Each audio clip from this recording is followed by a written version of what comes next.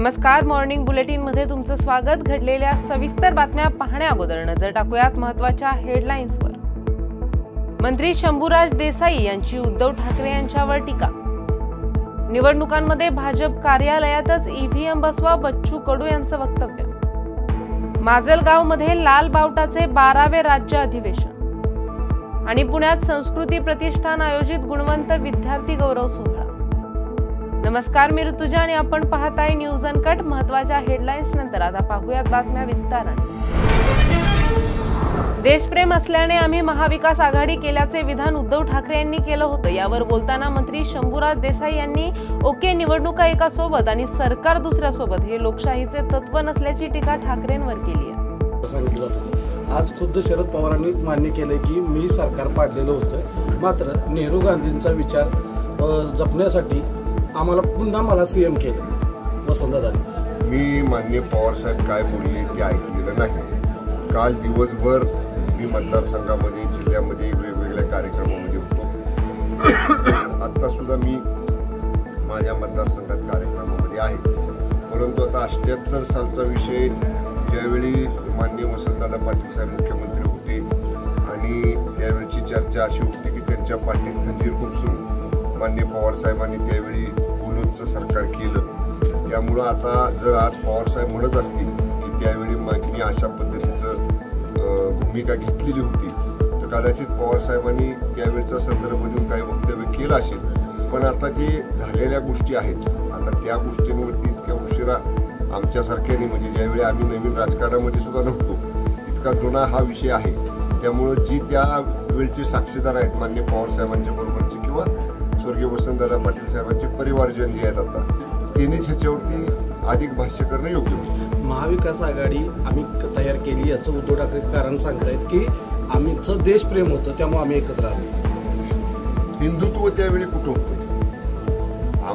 आम्ही सुद्धा त्या महाविकास आघाडीमध्ये आदरणीय उद्धव ठाकरे साहेबांचा आदेश मानून ईव्हीएम मध्ये घोळ करून भाजपने मतचोरी केली असून त्यांनी संविधान लुटले असल्याची टीका माजी आमदार बच्चू कडू यांनी केली आहे।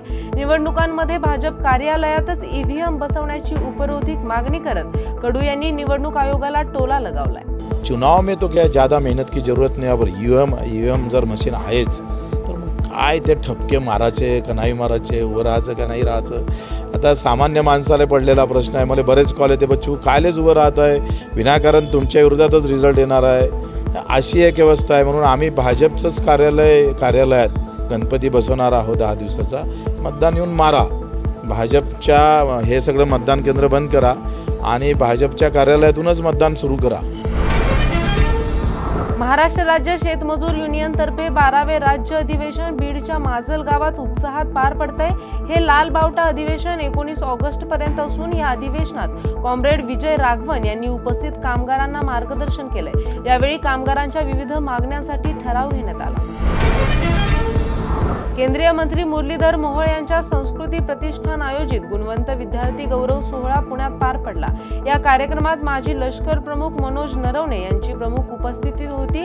10वी 12वी मध्ये यश संपादन केलेल्या विद्यार्थ्यांना योग्य दिशा आणि प्रोत्साहन मिळावे या उद्देशाने हा सन्मान सोहळा आयोजित केला जात असल्याची माहिती मोहोळ यांनी दिली आहे। पुण्यातल्या आणि पुण्यातल्या तमाम गुणवंत विद्यार्थी जे आहेत, एक 10वी आणि 12वीची परीक्षा दिल्यानंतर जे चांगल्या गुणांनी उत्तीर्ण होतात त्यांच्या एक गुणगौरव, त्यांचा कौतुकाचा एक सोहळा हा गेले 22 वर्ष करतो। यंदा 23व्या वर्षामध्ये हा कार्यक्रम करत असताना दरवर्षी वेगवेगळी जी एक मोठी व्यक्तिमत्व आहेत की ज्यांनी समाजासाठी खूप मोठं काम केलं आहे, देशासाठी मोठं काम केलं आहे, अशा अनेक व्यक्ती या कार्यक्रमात नेहमीच आल्या आणि विद्यार्थ्यांना शेवटी हे उद्याचं भविष्य आहे आणि यांना याच वेळेला एक योग्य मार्गदर्शन व्हावं, त्यांना योग्य पुढच्या काळात एक दिशा मिळण्यासाठी म्हणून त्यांचं कौतुक तर आहेच, पण त्याच्यासोबत एक त्यांना।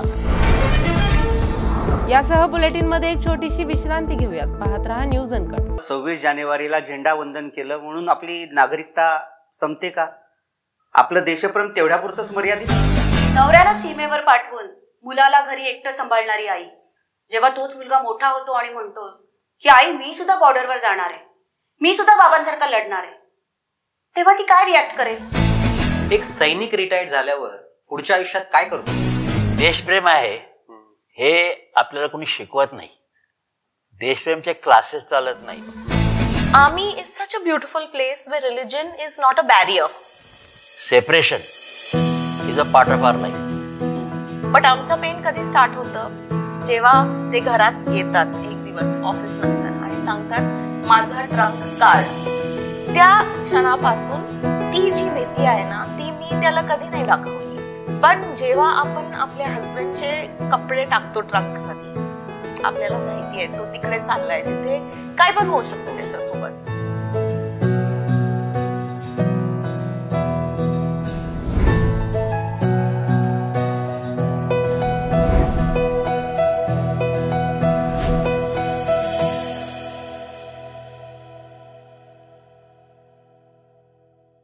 विश्रांतीनंतर स्वागत. पाहूयात उर्वरित काही महत्त्वाच्या घडामोडी.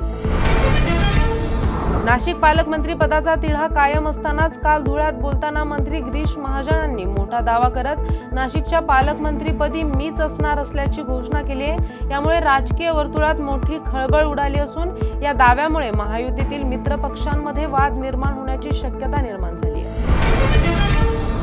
तुळजाभवानी विकास आराखड्याबाबत सांस्कृतिक मंत्री आशिष शेलार यांनी तुळजापूर शहरातील बाधितांसोबत बैठक घ्यावी अशी मागणी खासदार ओमराजे निंबाळकरांनी केली आहे. पालकमंत्रीपदी सरनाईक आणि मी खासदार असल्यामुळे आमच्याकडे संविधानिक पद असून सुद्धा आम्हाला जाणीवपूर्वक बैठकांना टाळलं जात असल्याचा आरोप यावेळी खासदारांनी केला. मी खासदार असो किंवा सरनाईक साहेब पालकमंत्री आहेत, आमदार आहेत, मला वाटतं ही संविधानिक पद आहेत आणि ही संविधानिक पद असताना त्या पदाचा अशा पद्धतीने अवमान करायचा अधिकार कुणालाही दिलेला नाही. ते अवमान होऊ नये इतकीच आमची अपेक्षा आहे. आणि अशा पद्धतीनं जर 3-3 पत्र एका ऑफिसचे निघत असतील तर त्याच्याही बद्दल खंत मी आशिष शेलारजींना बोलून दाखवली. आणि मुळात जी बैठकच ज्या गोष्टीसाठी आहे त्याचं मुळच ही आहे, मग अजून काय शोधणार आहेत. आणि मी आशिष शेलारजींना विनंती केली आहे की तुळजापूर प्राधिकरणाच्या माध्यमातून जो काही शहराचा त्या मंदिराचा विकास त्या ठिकाणी आपण करणार आहात तो विकास करत असताना तिथल्या स्थानिक नागरिकांना, तिथल्या स्थानिक पुजाऱ्यांना, तिथल्या स्थानिक व्यावसायिकांना ज्याचं अर्थकारण त्या मंदिरावर अवलंबून आहे या सगळ्यांना विश्वासात घेऊन त्यांना सोबत घेऊन त्या ठिकाणी हा विकास करावा अशी विनंती मी आशिष शेलारजींना केली आहे. आणि त्याच्यासाठी एक जनसुनावणी तुम्ही मंत्री म्हणून तुळजापूर शहरामध्ये घ्या. लोकांच्या छावा संघटनेचे प्रदेशाध्यक्ष विजयकुमार घाडगे यांनी बीड येथील शासकीय विश्रामगृहात पत्रकार परिषद घेत शेतकऱ्यांचे प्रश्न मांडलेत. पेंडिंग पीक विमा यादी तत्काळ जाहीर करावी, कृषी पंप द्यावेत, तसेच सोयाबीनला हमी भाव आणि कर्जमाफी मागणी याबाबत छावा आक्रमक झाल्याचं पाहायला मिळालं. महाराष्ट्राचे मुख्यमंत्री लातूरला परवाला आल्याच्या नंतर आमची भेट झाली. गोपीनाथराव मुंडे यांच्या पुतळ्याच्या अनावरणाला त्या ठिकाणी ते आले होते. त्या दिवशी मी आणि माझ्यासोबत मराठवाड्यातले सर्व जिल्हाध्यक्ष, तुमचे बीडचे आमचे सहकारी आणि बीडचे जिल्हा प्रमुख अशोक रोमन, संभाजीनगरचे अशोक मोरे, लातूरचे दीपक नरवडे, जालन्याचे संदीप ताडगे, नांदेडचे माधवराव ताटे हे सगळे मराठवाड्यातले सर्व जिल्हा प्रमुख माझ्यासोबत होते मुख्यमंत्र्यांना भेटताना. आणि मुख्यमंत्र्यांना सांगितले आम्ही की 1 महिन्याच्या अगोदर महाराष्ट्रातल्या शेतकऱ्यांची सरसकट कर्जमाफी झाली पाहिजे. शेतकऱ्यांच्या सोयाबीनला 8,500 रुपये भाव केंद्र सरकारनं जरी हमी भाव जाहीर केला तो आम्ही मान्य करू, परंतु 8,500 पर्यंतची जी वरची रक्कम आहे त्या रकमेसाठी राज्य सरकारनं भावांतर कायदा राज्यात लागू केला पाहिजे. आणि उर्वरित वरची जी रक्कम आहे हमी भावाच्या वरची ती रक्कम राज्य सरकारनं तो भार उचलून शेतकऱ्यांना तो मोबदला दिला पाहिजे. ही भूमिका आम्ही घेतलेली आहे. मोठ्या पावसामुळे बीडच्या केज तालुक्यातील मांजरा धरण ओव्हरफ्लो झालंय. शेती आणि पिण्याचे पाणी पुरवणारे हे धरण ओव्हरफ्लो झाल्याने आमदार नमिता मुदंडा यांनी धरणाच्या पाण्याचे जलपूजन करून निसर्गाबद्दल कृतज्ञता व्यक्त केली आहे. यासह बुलेटिनमध्ये एक छोटीशी विश्रांती घेऊयात. पाहत रहा न्यूज अनकट. या पावसाळ्यात परफेक्ट मेमरीज क्रिएट करा अंधारबन फार्म्स अँड रिसॉर्ट्सच्या अमेझिंग पॅकेजेससह. Deluxe rooms, comfortable stay, tasty breakfast, high tea snacks आणि डिनर फक्त 1500 पर पर्सन. कपल्ससाठी खास deck rooms, perfect nature view सह रिलॅक्स करा फक्त 3300 मध्ये. ॲडव्हेंचर्स प्रेमींसाठी आहे स्टे आणि अंधारबन ट्रेक फक्त 1700 पर पर्सन. अधिक माहितीसाठी आजच संपर्क करा आणि इन्स्टा पेजला फॉलो करा. विश्रांतीनंतर स्वागत. पाहूयात उर्वरित काही महत्त्वाच्या घडामोडी. जालन्याच्या बदनापूर तालुक्यातील गोठण ग्रामस्थांनी दारूबंदीच्या मागणीसाठी ग्रामपंचायतीवर मोर्चा काढलाय। गावात अवैधरित्या दारू विक्री होत असल्याने तरुण वर्ग दारूच्या आहारी जातोय। महिला, ज्येष्ठ नागरिक आणि लहान मुलांना दारूड्यांचा त्रास होत असल्याचा आरोप करत ग्रामस्थांनी तातडीने दारूबंदीची मागणी केली आहे। गोंदियातील अर्जुनी मोरगावचे इटियाडोह धरण 100% भरल्याने ओव्हरफ्लो झाले। धरणाच्या सांडव्यावरून 6 इंच इतका पाण्याचा विसर्ग सुरू असल्याने गाढवी नदीच्या काठावरील गावांना प्रशासनाने सतर्कतेचा इशारा दिलाय। धुळे जिल्ह्यातील शिरपूर तालुक्यात राहणाऱ्या राज वाघ नावाच्या तरुणाने सापाला केक खाऊ घालून त्याचा वाढदिवस साजरा केल्याचा व्हिडिओ सोशल मीडियावर टाकला होता। ही बाब कळताच वन विभागाने आरोपीला ताब्यात घेऊन वन्यजीव संरक्षण कायद्यानुसार त्याच्यावर गुन्हा दाखल केलाय। दरम्यान सापाला सोडून दिल्याचं आरोपीनं सांगितलंय। इंस्टाग्राम रील्स बनवून जो आपला वन्यजीव प्राणी ना त्याच्याविषयी व्हिडिओ बनवून सोशल मीडियावरती अपलोड केलेले होते। तर त्या अनुषंगाने आम्ही तपास केला असता बोराडी येथील राजू भाऊसाहेब वाघ हा जो इसमे याने हे व्हिडिओ तयार करून इंस्टाग्रामवर अपलोड केलेले होते। तर सदर इसमाची चौकशी आम्ही केली, त्याला ताब्यात घेतलं। तर त्याच्या विरुद्ध भारतीय वन्यजीव संरक्षण अधिनियम जो आहे 1972 त्याच्यानुसार त्याच्यावर कलम 9 आणि कलम 51 अंतर्गत जी शिक्षा आहे त्यानुसार त्याच्यावर गुन्हा दाखल करण्यात आलेला आहे।